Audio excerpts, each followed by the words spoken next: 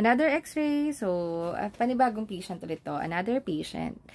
So, ang backstory nito ay, ito lang yung sinasandyan na picture.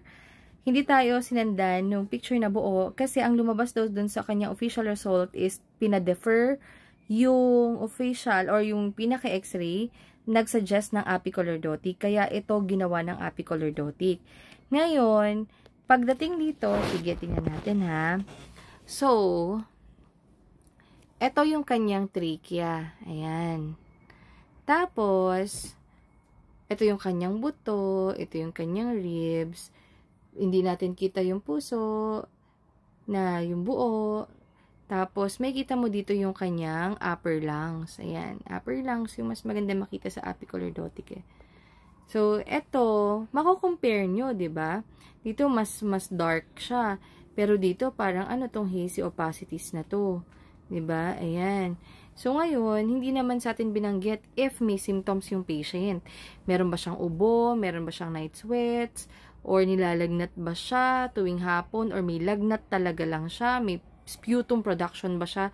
So, yun yung mga hindi natin alam. Ngayon, ito yung naging result. Ayan. So, nakalagay dito, follow-up study shows hazy opacity in the right upper lobe. So, yun yung nakita natin, yung pinoint natin na magkaiba dun sa right and left niya. So, merong opacities dun, hazy opacity, and then no other significant finding. So, siguro dun sa kanyang unang x-ray, wala lang nakita na may something sa puso, may something sa lungs, may something sa buto, or may something sa iba pang part, pero nakita lang is yung hazy opacity sa right upper lobe. Ang impression is right upper lobe pneumonia. Cox etiology not ruled out. Ngayon, binigyan daw ito ng gamot for 5 days. So, iniisip ko baka mamaya azithromycin or iba pang antibiotics, pero binigyan naman siya ng antibiotics. So, ang pinaka-best gawin kapag ka ganito, after your treatment ng antibiotics is to repeat your x-ray to check if mawawala yung hazy opacity or magkakaroon ng regression ng opacity or mababawas yung opacity na yan.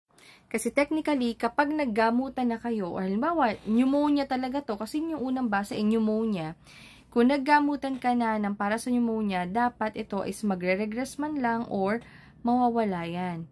Ngayon, kung nawala yan, then definitely that's pneumonia. Kaya ka binigyan ng doktor mo ng gamot para sa pneumonia or binigyan ka niya ng antibiotics. Ngayon, kung sakali nagpa-x-ray ka, still no change yan. Wala ka namang symptoms ng ubo, ganyan. Then, kung wala ka pang history ng treatment ng TB, baka kakailanganin mo maggamutan ng TB kasi base sa result mo, Cox etiology not ruled out. Yung Cox po ay TB.